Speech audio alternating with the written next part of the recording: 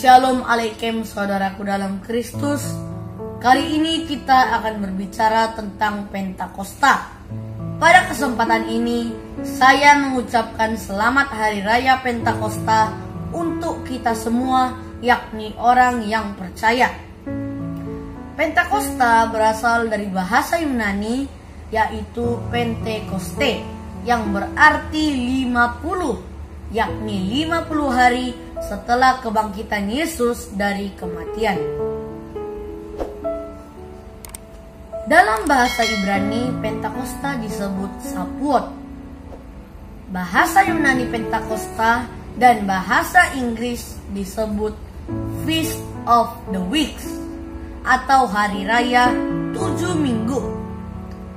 Mari kita garis bawahi kata 50 ini dan membaca Imamat 23 ayat 15 sampai 16. Kemudian kamu harus menghitung mulai dari hari sesudah Sabat itu, yaitu waktu kamu membawa berkas persembahan unjukan.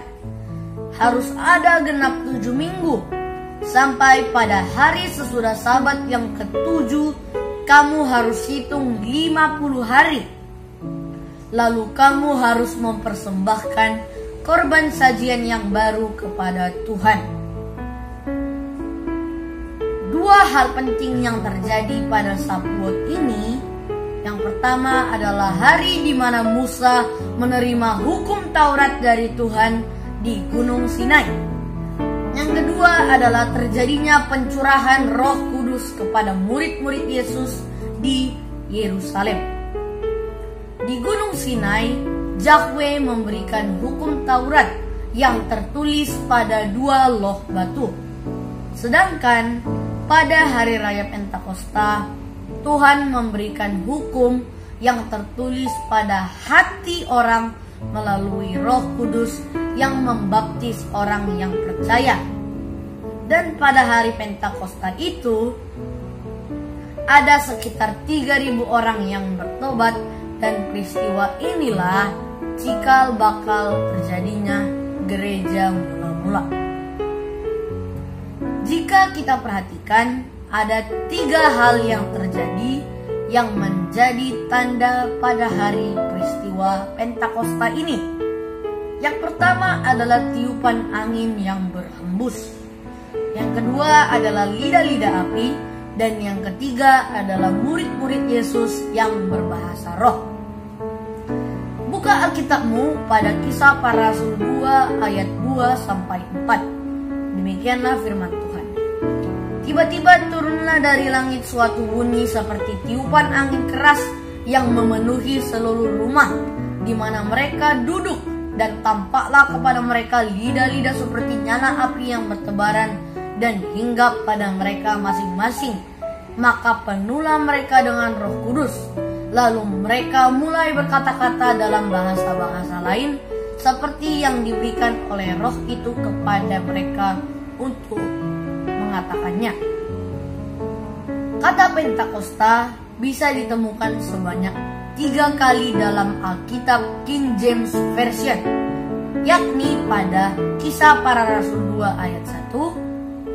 Ketika tiba hari Pentakosta, semua orang percaya berkumpul di satu tempat.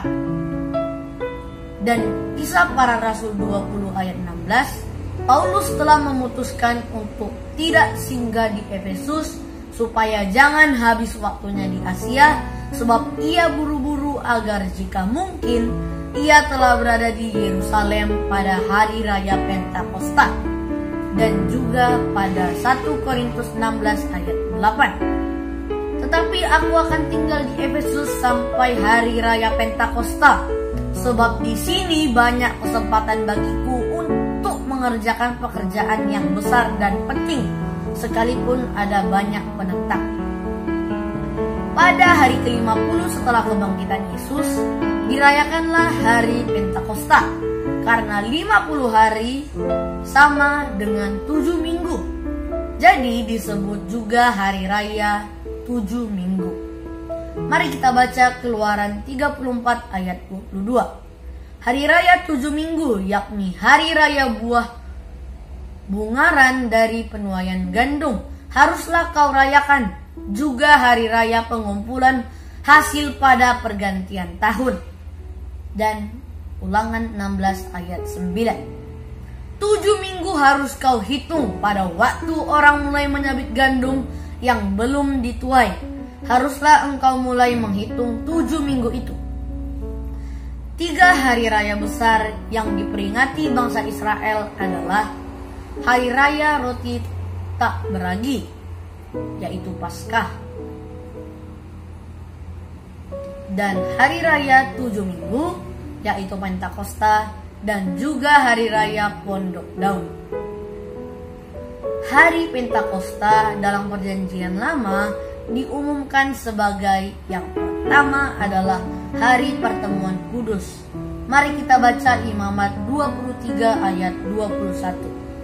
Pada hari tersebut tidak boleh dilakukan pekerjaan berat dan semua laki-laki Israel harus hadir di tempat kudus.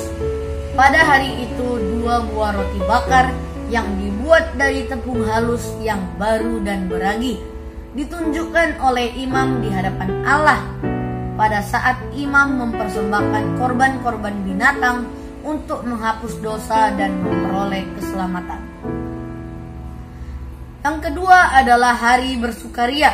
Mari kita baca Ulangan 16 ayat 15. Pada hari itu orang Israel saling mengungkapkan rasa terima kasihnya karena berkat tuaian gandum dan sekaligus menyatakan rasa takut dan hormat kepada Yahweh. Bila kita membaca Kejadian 2 ayat 7, kita akan menemukan bahwa Tuhan menghembuskan nafas hidup, yaitu angin, kepada Adam. Pada hari Pentakosta juga tiupan angin keras memenuhi seluruh tempat itu, yakni tempat di mana para rasul itu berkumpul. Jika Adam menerima nafas kehidupan jasmani, maka Yesus memberi nafas kehidupan rohani bagi kita. Kita sebagai gereja adalah tuaian, sedangkan Sapuot merupakan hari raya panen raya.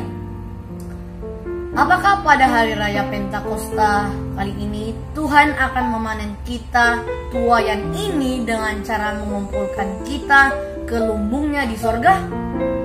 Dengan cara mengumpulkan jiwa-jiwa kita melalui pengangkatan ke sorga, seandainya itu benar terjadi. Tidak lagi kita melihat segala penderitaan yang dialami gereja Tuhan di dunia ini. Juga kepahitan, kebohongan, kepalsuan, dan segala tipu dalam kehidupan sehari-hari. Pertemuan kali ini akan saya akhiri dengan membaca Yohanes 14 ayat 6. Demikianlah firman Tuhan. Yesus berkata, "Akulah jalan, kebenaran, dan hidup.